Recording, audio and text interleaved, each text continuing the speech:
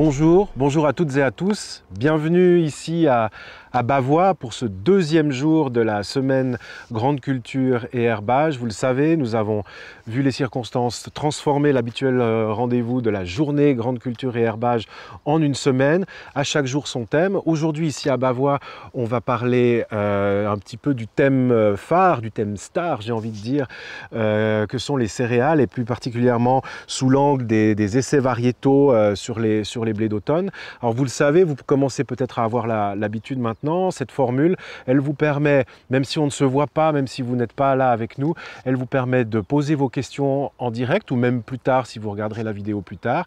Posez vos questions, commentez, interagissez avec nous, c'est le but de garder cet élément-là en tout cas de partage sur ces matières. Alors céréales, blé d'automne, essais variétaux, on va en parler avec vous. Charlotte Savoya, bonjour. Bonjour. Bienvenue, vous êtes conseillère agricole à ProConseil et puis avec vous l'expert du jour, j'ai envie de dire, ou avec vous parce que vous êtes aussi une experte, il faut le dire aussi, monsieur Dario Fossati qui est sélectionneur en blé d'automne chez Agroscope et qui allait nous préciser certaines choses sur toutes ces variétés. Alors Charlotte, dites-nous un petit peu quel travail a été fait, qu'est-ce qu'on nous présente aujourd'hui, qu'est-ce qu'on peut voir?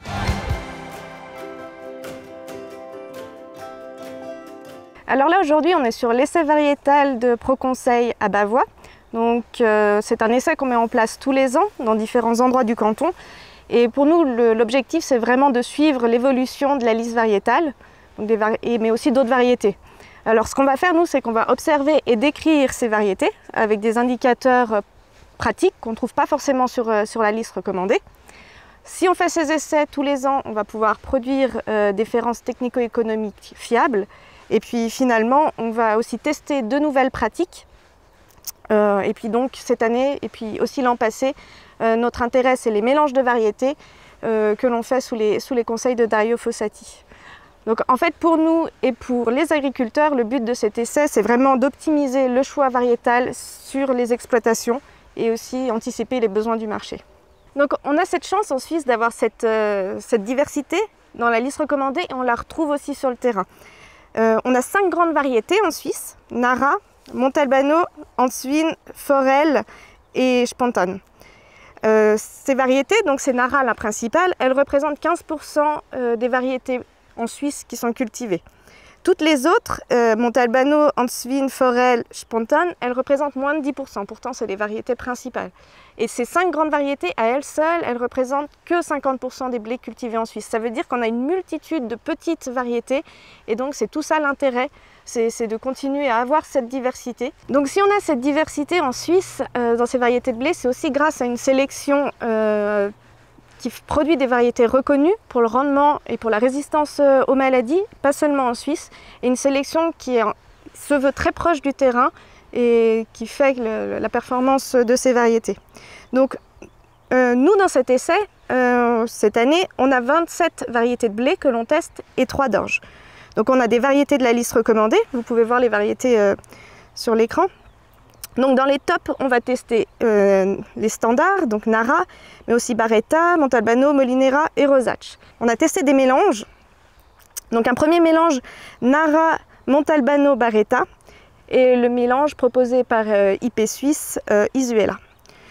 Ensuite dans les variétés de la classe 1, on teste pareil le Combin et Answin, Genus, Falota et Campanile. Falota et Campanile, elles ne sont pas encore homologuées et on teste comme mélange Genus, Answin, Combin, Campanile et Falota, donc c'est 2 nouvelles variétés, et le mélange proposé par IP Suisse, Isafir. Dans les variétés de la classe 2, on va tester Spontan, la nouvelle variété Posmeta et Montalto. Donc pareil, mélange Spontan Posmeda et en comparaison, le mélange proposé par IP Suisse, Iscore. Au niveau des variétés fourragères, on a la nouvelle variété Poncione, qui est sortie cette année, et la variété Célor, mais aussi la variété Rubisco, qui n'est pas sur la liste recommandée, c'est une variété française. Comme mélange, on a le mélange Poncione-Célor. Variété biscuit, on teste la variété d'Ilago. On a aussi intégré 2 variétés de blé hybrides français. Donc là, on teste ça pour voir l'intérêt des blés hybrides au niveau du rendement. Donc on va pouvoir les comparer avec les autres variétés. Et finalement, on teste ensuite 3 orges de printemps à 2 rangs, Explorer, Sydney et Atrica. Et là, ce sont des orges de printemps que l'on a semées en même temps que l'essai variétal, du coup en automne, et je vous expliquerai pourquoi ensuite. Donc au niveau de l'essai, son dispositif, c'est un essai en bande sans répétition. Donc on a 2 variantes. On a une variante selon les règles PER, donc ici, et de l'autre côté du terrain, on a la variante extenso, donc sans fongicide, ni raccourcisseur, ni insecticide. On est en précédent betterave. Au niveau du semis, il a été réalisé le 23 novembre, après un coup de chisel et un coup de herse. Donc 23 novembre, la densité est de semis est un peu plus élevée, à 500 grains par mètre carré. Sauf pour les 2 hybrides que j'ai présentés, là on est à 180 grains par mètre carré. Au niveau de la fertilisation, il y a un premier apport le 19 mars d'engrais minéral. Ensuite, le 30 mars, on a un apport de lisier de porc. Le 4 avril, un engrais foliaire. Et le 17 avril, uniquement sur la variante PER, on a un apport d'urée. Au niveau des phytos, donc bien sûr que sur la variante PER, on a 2 raccourcisseurs, donc un CCC et un Medax, et 2 passages de fongicides, Acapella et Elatus à un mois d'intervalle. Donc nous, ce qu'on va faire sur cet essai, c'est pendant la phase de végétation, on va noter le peuplement, l'avancement, la couverture du sol, on va voir aussi comment les variétés valorisent différemment l'azote, et on va suivre les maladies.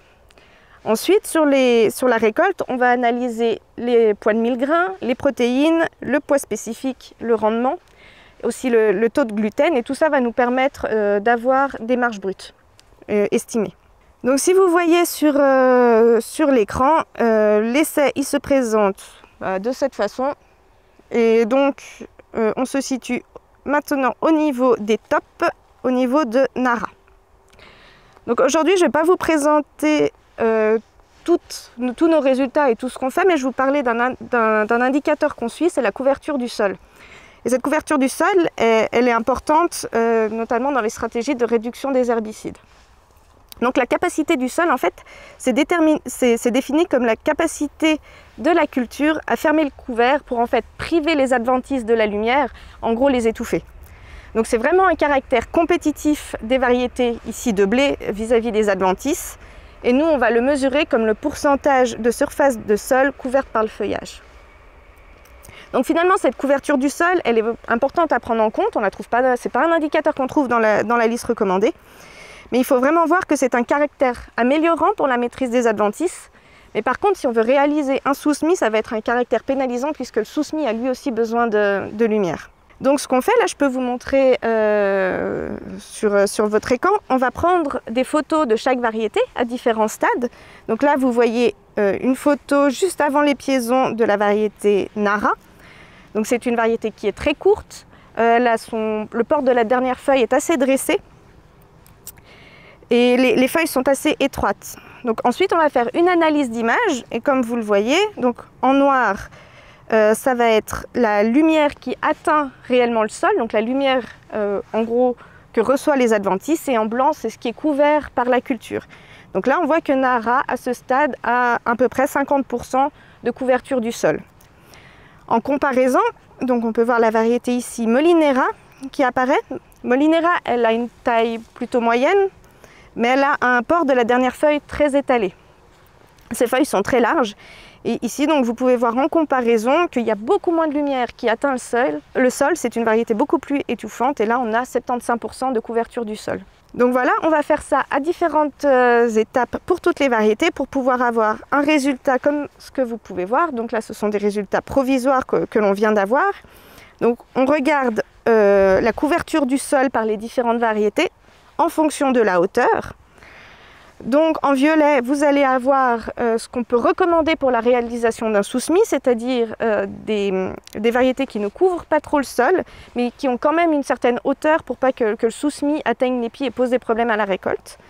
Et en comparaison, donc, on va avoir les variétés qui sont plus recommandées pour vraiment lutter, étouffer les adventices, donc qui ont une couverture du sol beaucoup plus importante. Donc ça, c'est un des indicateurs que l'on suit. En parallèle de ça, on va suivre tous les indicateurs de la liste recommandée et on bénéficie également des conseils de Dario Fossati qui est vraiment le mieux placé pour nous parler de ces variétés.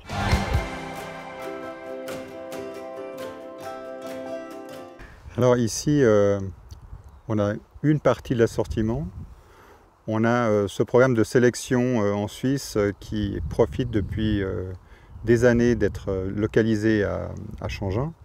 Et le fait d'être à Changin, c'est un avantage. On s'est rendu compte ces 40 dernières années qu'on récolte le blé 20 jours plus tôt qu'il y a 40 ans. 20 jours, c'est quand même une demi-journée par année plus tôt. Donc on voit cette importance du changement climatique. Et quelque part, le lieu Changin a un très fort avantage, c'est que quelque part, il pronostique ce qui va être dans quelques années le climat un peu plus, je dirais, du centre de la Suisse. Donc en sélectionnant sous ce climat, on anticipe le changement climatique et sachant qu'entre le moment où on fait un croisement et le moment où cette variété va être ici, dans un essai en bande ou dans les mains d'agriculteurs, il y a quand même un écoulement de 12 à 15 ans. Donc globalement, une variété devrait être 7 jours plus précoce. On devrait anticiper de 7 jours la précocité entre le moment où on fait un croisement et le moment où la variété arrive sur le marché. Et ça, c'est un avantage qu'offre Changin par sa situation géographique. On profite d'un autre lieu qui est dans le Chablais, qui est extrêmement favorable aux maladies. Donc ça nous permet de tester même des années où les maladies ne sont pas très fortes. Dans le Chablais, on aura suffisamment de différences pour choisir toujours les variétés les plus résistantes. Donc avec ça, j'ai déjà dit 2-3 aspects des objectifs de sélection. Naturellement, le rendement. La résistance aux maladies, très importante. On a plus de 50%, voire 60% de blé extenso en Suisse. Ensuite, la qualité boulangère. On a plus de 50% de la production était en classe top, donc c'est vraiment un créneau très particulier si on considère les autres pays européens. Ça correspond au meilleur du BAF français, hein, la classe top suisse. Et puis récemment, on a introduit depuis quelques années un nouvel objectif de sélection qui est d'améliorer la valeur nutritionnelle de nos blés en ayant des blés qui ont plus de fibres, plus de minéraux, plus de vitamines. On est en train d'explorer quelles traces sont vraiment utilisables, mais on voit déjà des variétés qui ont par exemple des farines plus jaunes qui contiennent plus de lutéine. Les variétés qui ont plus de fibres sont en développement. On est encore à quelques années d'avoir des variétés avec ces taux de fibres améliorés. Mais ça, c'est toujours un travail de longue haleine et notre travail de sélectionneur, c'est d'anticiper les besoins du marché à 12-15 ans. Ici, on a une variété un peu spéciale pour nous. C'est une variété qui s'appelle Barretta. Elle a été sélectionnée en conditions bio. C'est un peu une voie parallèle depuis une quinzaine d'années que l'on a, où on a une partie de notre matériel génétique que l'on sélectionne aussi en conditions bio. Et ça se traduit par une variété qui est très performante en bio, mais également en extenso. C'est une qualité top. Elle est très saine, elle est plutôt tardive, un peu longue, mais c'est aussi ce que recherche le bio. Et puis, il ne faut pas oublier que la paille est quand même rentre aussi dans la marge brute d'une production de céréales, en particulier en Suisse. Sinon, peut-être, moi, je suis sélectionneur, donc je cherche plutôt le poil sur l'œuf, un peu le doute, le problème de chaque variété, savoir ce que je dois encore améliorer. Et je dirais peut-être pour Barretta, faire attention à la germination sur pied, qui est médiocre, qui n'est pas exceptionnelle. Sinon, pour les résistances aux maladies, c'est très sain, même la Fusario, c'est correct. Donc, bons espoirs en bio, mais également en extenso pour cette variété. Alors ici, on est devant la variété Montalbano, c'est une variété qui démarre très fort.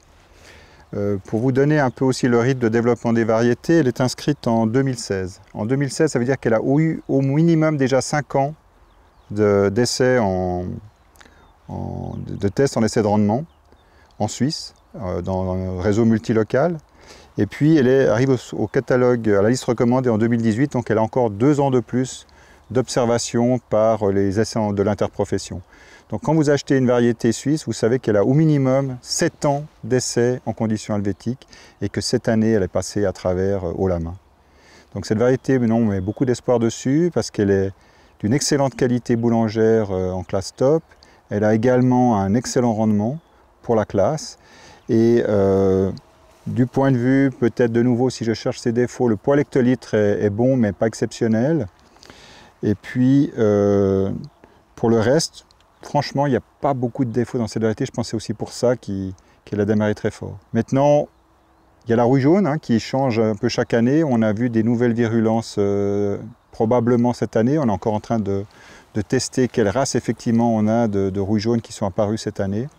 Donc ce qui est vrai cette année ne l'est pas forcément sur la durée. On connaît plein de variétés qui ont été inscrites très résistantes et quelques années après, le champignon évolue.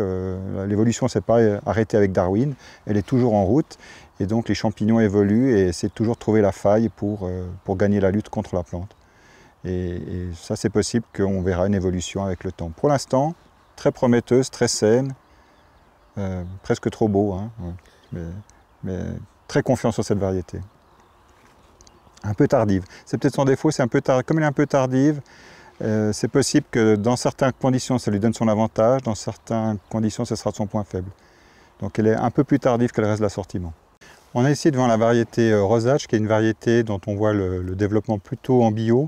Elle est un peu longue et disons à cause de l'averse, en conventionnel ça risque d'être un peu plus difficile. Elle a une excellente qualité. Alors dans cette classe de qualité, la classe top, on est toujours à la recherche du compromis entre le taux de gluten, le taux de protéines. Mais comme vous le savez, c'est très corrélé négativement avec le rendement, donc on essaye de pousser un peu l'équilibre au maximum. On a la variété Molinera qui est le maximum de la qualité boulangère. Elle est toujours en tête dans tous les tests de qualité, mais elle a un rendement qui est quand même pénalisé. Elle a une très bonne couverture du sol, comme tu l'as dit tout à l'heure. Et donc elle a un débouché un peu dans le bio, mais il faudrait un prix un peu supérieur pour valoriser ou compenser ce manque de rendement, parce que la qualité est vraiment exceptionnelle. Rosage, c'est aussi une très très bonne qualité, beaucoup de gluten, et je pense qu'elle peut avoir sa place surtout en bio. Donc après avoir présenté les tops, on passe maintenant aux classes 1 avec une première variété, Hansvin. Alors Hansvin a pris une bonne part du marché maintenant. Elle a un peu un look assez classique. Et pourtant, c'est une variété qui est issue de croisements qu'on fait assez rarement, parce qu'elle est issue de croisements entre Tamaro, qui était un petit peu le Molinera de l'époque, hein, c'était le sommet de la qualité, avec Obélix, qui était plutôt une variété de type fourrager, et Pegasus, qui était aussi une variété plutôt productive. Et c'est un des rares cas, je dirais, où on a quand même eu une qualité intéressante, donc une belle classe 1 avec un bon taux de gluten. Un point fort, c'est un excellent poids à l'hectolitre, souvent supérieur à Arina. Donc vraiment aussi un très bon point. Dans les points faibles, on peut relever un petit peu, elle est un peu quand même faible sur la rouille brune, donc elle est un peu fléchie sur les maladies. Et puis sa taille aussi, attention à l'averse. Mais une variété qui donne vraiment satisfaction pour la classe 1 maintenant, du point de vue qualitatif, très intéressante. Alors ici, on est devant un mélange de deux variétés qui sont tout juste inscrites ou qui vont tout juste être inscrites en 2020, donc pas encore sur liste recommandée. C'est Falota et Campanile qu'on a assemblées. On a assemblé parce qu'elles ont la même précocité et on pense qu'elles vont bien se combiner entre elles. Elles sont très prometteuses. Vous avez une des variétés qui est barbue, probablement à cause de la lignée autrichienne que j'avais utilisée en croisement pour ce mélange. Alors la première, c'est pas encore sûr si elle sera en classe 1, voire elle pourrait être en classe top, la variété Falota. La variété Campanile, c'est plutôt une classe 1. Les deux sont très productives, très prometteuses pour ça. Elles ont à peu près la même taille, ce qui n'est pas une obligation dans les mélanges, mais on cherche surtout dans les mélanges la même précocité à maturité, ça c'est absolument indispensable. Après, on peut être un peu plus spéculatif pour d'autres aspects de complémentarité. Pour l'instant, pas de défaut, c'est plutôt des bonus sur presque tout. Peut-être Campanile, si je cherche vraiment un point auquel on doit être attentif dans ces dernières années, c'est la germination sur pied qui est plutôt moyenne. Mais pour le reste, on est aussi impatient de voir des résultats de ces essais. Donc on passe maintenant aux classes 2, une classe qui a repris de l'importance puisque la différence de prix avec la classe top n'est plus si marquée, et une nouvelle variété, Postmeda, qui a son intérêt. Oui, Postmeda est très intéressante. Forcément, dans la classe 2, on commence à chercher vraiment des rendements importants. Et là, les derniers résultats qu'on a, c'est 110% des standards, donc un rendement assez impressionnant, un très bon poids à l'hectolitre, et puis très sain sur les feuilles. Donc une très bonne résistance à la septoriose, que ce soit sur feuilles, épis ou septoratrites ici, elle est bonne sur les 3 septorioses. Et puis, que dire d'autre, germination, c'est bon. Une variété à beau grain, avec un taux de gluten aussi quand même pas si mal pour cette classe 2. Donc assez prometteur aussi pour booster le rendement de la classe 2. C'est un croisement entre une variété, entre une lignée tchèque et une lignée autrichienne. Donc, par le fait qu'on a un réseau de sélectionneurs où on s'échange des lignées avancées avant même que ce soit des variétés. Et chacun est libre de croiser et que le meilleur gagne, que celui qui fait les meilleures variétés prenne le marché. Et nous, c'est avec ça qu'on espère de le faire. On est ici devant une variété fourragère. C'est la première variété fourragère qu'Agroscope a produit, c'est Poncione, ou Poncione, vous le prononcez comme vous le voulez. C'est une variété qui a vraiment un rendement extraordinaire, 116% des standards. En fait, on ne cherchait pas à sélectionner des variétés fourragères, mais on cherchait toujours à produire des variétés aussi pour la classe biscuitière. Et si vous voulez, entre guillemets, c'est comme beaucoup de grandes inventions, c'était un peu un échec, puisque ce n'est pas une qualité biscuitière, mais c'est vraiment une qualité fourragère. Mais le rendement est là, c'est très sain. Si de nouveau je veux lui trouver un défaut, je dirais que la taille est quand même un peu longue. S'il reste debout, c'est et la paille et le rendement grain. Par contre, il faut faire attention un petit peu à l'inverse, de ne pas le pousser trop de ce côté-là ou le mettre dans des terrains qui seraient trop fertiles. Éviter des terres noires, par exemple, pour ce genre de variété. Merci Dario pour cette présentation. Vous trouverez du coup tous ces résultats sur les rapports d'essai de ProConseil, aussi lors des séances bilan que l'on fera au mois d'août dans tout le canton. Vous trouverez aussi une description de toutes ces variétés sur la liste recommandée et sur le catalogue des variétés dont les liens s'affichent à l'écran. Donc maintenant, je voudrais vous parler d'une autre thématique que l'on a intégrée dans cet essai, c'est les mélanges, comme je l'ai dit au début. Donc les intérêts des mélanges variétaux, c'est la stabilisation et la sécurisation du rendement. Donc si une variété pour un point ou un autre lâche une année, on aura toujours le but d'avoir une autre variété qui prend le relais. C'est vraiment cette sécurisation du rendement le principal intérêt. C'est aussi limiter les maladies. On sait qu'on a une variété qui peut être plus susceptible à une des maladies. Le but du coup avec un mélange, c'est de compléter avec une autre variété qui est très résistante. Un autre point, maximiser la couverture du sol, puisque dans un mélange, on va avoir différentes strates en fait, d'auteurs de végétation qui vont bien recouvrir le sol et donc, comme je l'ai présenté tout à l'heure, permettre une compétition vis-à-vis des adventices. Et finalement, toujours avec ces différences de hauteur, un des objectifs, c'est diminuer l'averse. Donc vraiment, les intérêts du mélange, c'est vraiment de compléter les variétés les unes avec les autres pour avoir retrouver que les qualités au final des variétés. Donc nous, on a intégré les mélanges depuis 2 ans dans nos essais ProConseil parce qu'on s'est posé plusieurs questions. C'est de voir déjà si on peut proposer d'autres mélanges en dehors de ceux qui sont proposés par IP Suisse, qui vont être du coup nos standards de comparaison, Isoila, Isafir et Iscore. Ce qu'on va chercher à observer, c'est si on voit un effet mélange, puisque comme Dario l'a expliqué tout à l'heure, plus une variété va avoir un fort potentiel de rendement, plus la qualité risque d'être impactée. Donc là, c'est de voir si on peut obtenir, en mélangeant des variétés, à la fois un bon potentiel de rendement et une qualité qui soit rehaussée. Nous, on va travailler sur les mélanges de même classe, donc que des variétés au sein d'une même classe, puisque comme Dario pourra l'expliquer, un mélange doit vraiment être considéré comme une variété à part entière et on ne sait pas encore trop ce qui se passe si on mélange 2 variétés de classes différentes. Et puis finalement, une dernière thématique, c'est de voir si on pourrait allier à la fois des mélanges et la réalisation d'un sous-semis. Est-ce que c'est réellement possible, puisqu'on a vu que les mélanges maximisaient la couverture du sol, ce qui peut être pénalisant pour un sous-semis.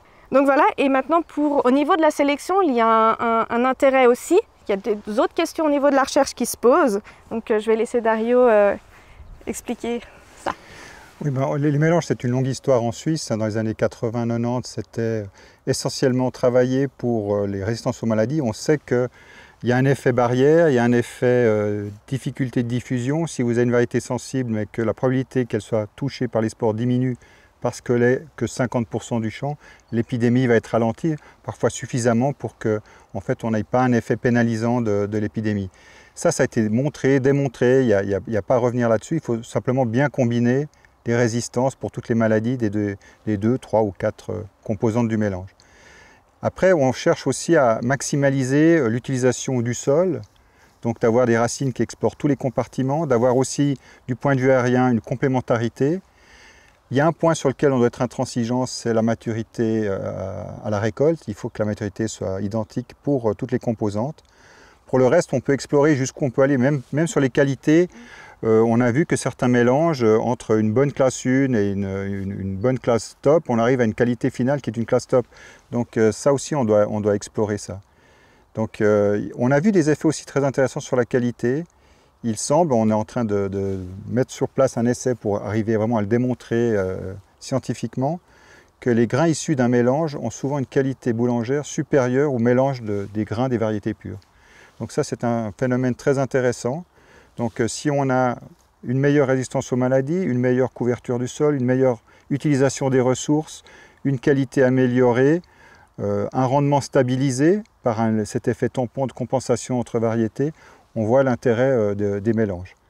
Donc on a eu en place un essai avec 23 mélanges différents pour la deuxième année, et on a un nouveau projet où on va tester encore plus largement l'effet de ces mélanges pour proposer plus rapidement, pour ne pas devoir tester des milliers de mélanges possibles afin de trouver les meilleurs, mais d'aller de façon un peu plus efficace au mélange efficient. Maintenant, le mélange, ce n'est pas non plus un effet magique, il n'y a pas un effet hybride, d'un seul coup, le rendement est boosté, rien que par le fait de mélanger deux variétés. Il y a des très bons mélanges, il y a des mélanges moyens et il y a des mélanges médiocres. Du coup, il y a quand même des grandes règles à appliquer pour réussir son mélange. Donc Dario l'a dit tout à l'heure, la première règle, c'est choisir des variétés à précocité à maturité équivalente. Vraiment, toutes les variétés du mélange doivent être matures en même temps. Ensuite, donc, comme on l'a dit, il est vraiment important de choisir des variétés qui se complètent au niveau des résistances des maladies. Et s'il y a une des variétés qui est plus sensible à une des maladies, elle doit être minoritaire. Il faut aussi choisir des variétés complémentaires au niveau de la qualité, de la productivité et l'utilisation des ressources, donc du sol et de l'espace aérien. Et puis, il faut partir sur des mélanges de plus de 2 variétés. Plus il y a de variétés, plus il va y avoir cet effet stabilisateur. Et donc, c'est pour ça que nous, on teste à partir, dès cette année, mais aussi à partir de l'an prochain, des mélanges à au moins 3 composantes. Je compléterai sans vouloir te contredire. Si effectivement, théoriquement, il vaut mieux avoir 3, 4, voire 5 composantes, pour la production de semences, ça pose quand même des problèmes, puisqu'il faut quand même, en cas où le mélange ne se révèle pas si performant, ne pas se retrouver avec une des composantes qu'on ne peut pas vendre toute seule. Donc probablement, on va plutôt s'orienter dans la pratique vers des mélanges à 3 composantes idéalement. 2, ça restera complètement aussi préconisé par beaucoup.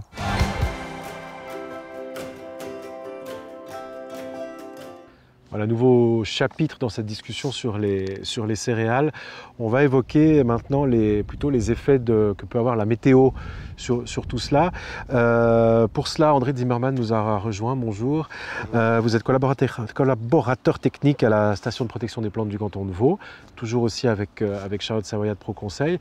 Alors, les effets de la météo. Alors, premièrement, ce qu'il faut voir, c'est qu'il y a une résistance initiale qui est donnée par les variétés concernant les maladies, mais à ça se rajoutent quand même les conditions météo qui auront un impact soit par des précipitations accrues ou moins fortes, mais aussi par les températures sur l'évolution des maladies. Et pour ceci, nous avons un réseau d'observation qui nous permet de suivre en fait l'évolution de ces maladies pour conclure cette année à une situation d'une pression assez moyenne, voire faible concernant les maladies, mais qui a évolué au fil des mois.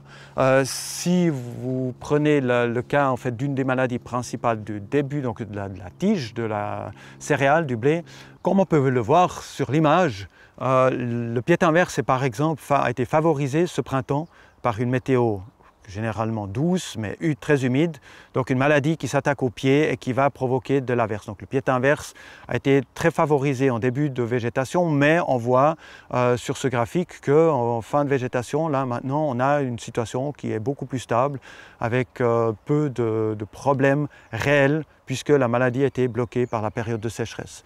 D'autre part, on a la rouille jaune qui, elle, sur cette image-là, on voit qu'on a eu cette période de 3 semaines très humide avec des précipitations régulières fin avril, début mai, qui a été favorisée à cette période-là, qui s'exprime sur des variétés très sensibles à l'heure actuelle, en particulier sur l'épeautre, mais dans l'essai variétal ici que nous avons vu, la rouille jaune reste très réduite dans son impact, donc on a peu de problèmes. Dernière maladie, qui est la principale du blé, la septoriose, elle est fortement favorisée par les précipitations, donc les spores sont entraînés à l'étage supérieur des feuilles par les éclaboussures de pluie.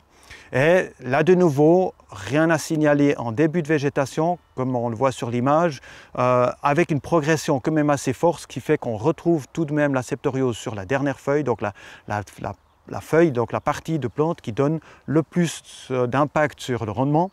Donc cette feuille-là a quand même été touchée, de nouveau, plus sur les variétés sensibles. Mais cette fin de parcours, on retrouve une situation qui est beaucoup plus stabilisée, pas de précipitation à l'heure actuelle, donc pas de problème notable et de progression trop forte sur ces maladies.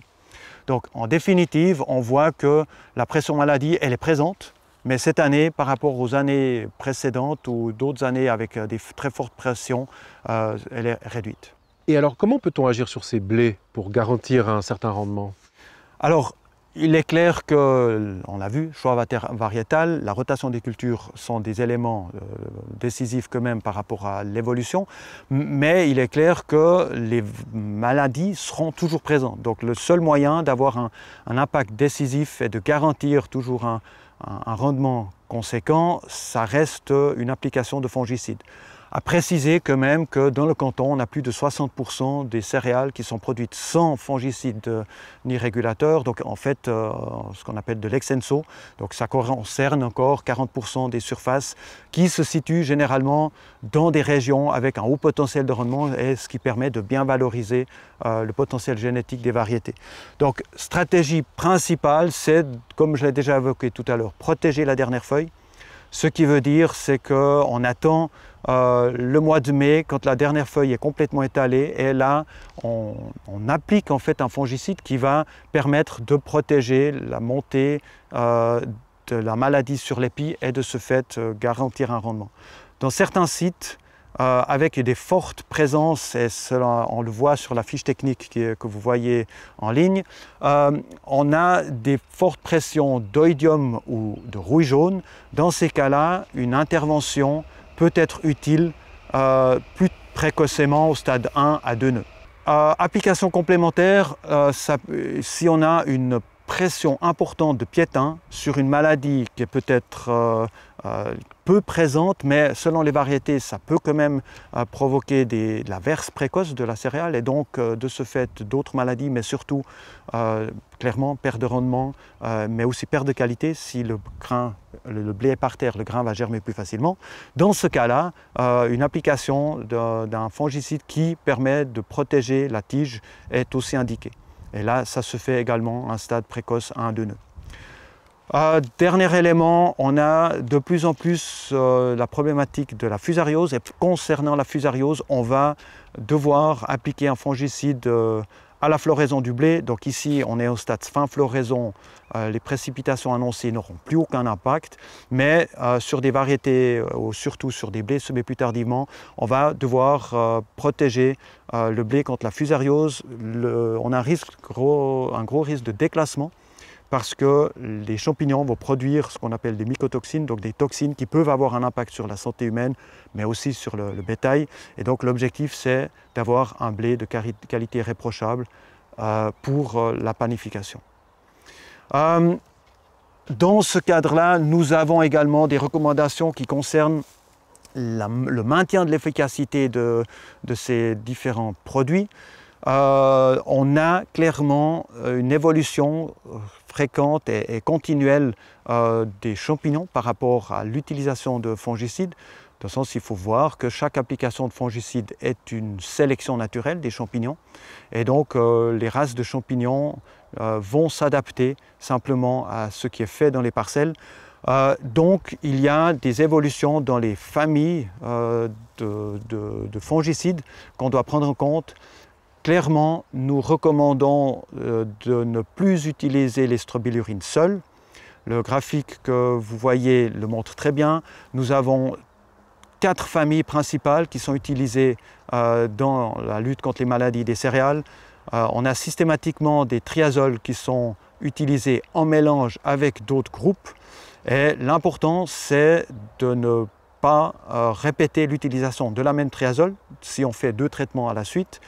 et aussi de n'appliquer un produit contenant un SDHI qu'une seule fois durant l'année. De préférence, c'est les molécules phares dans la lutte contre la septoriose, donc d'appliquer les SDHI sur la dernière feuille de telle manière à utiliser ces produits principalement dans la lutte contre la septoriose et de maintenir le rendement à ce niveau-là.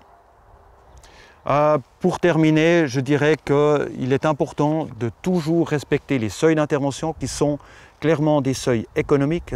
En dessous de ce seuil d'intervention, le produit n'est pas valorisé. Donc cela veut dire qu'on va devoir, c'est important, contrôler l'entier de la parcelle par rapport à la présence des maladies et clairement d'intervenir selon un besoin réel économique avec les fongicides qui sont choisis.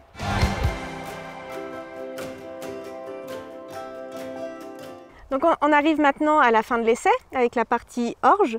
Donc comme vous pouvez le voir, 3 variétés d'orge de printemps, Sydney, Atrica et Explorer, une variété brassicole. Et ces 3 variétés, on les a semées donc avec le reste du blé le 23 novembre. Donc là, l'intérêt, c'était de faciliter le désherbage et la contrôle des adventices, mais aussi de maîtriser la problématique de la jaunisse nanisante. Et puis donc là, comme vous pouvez le voir, bon, l'hiver a été doux, c'est des variétés de printemps, mais ces orges sont plutôt magnifiques.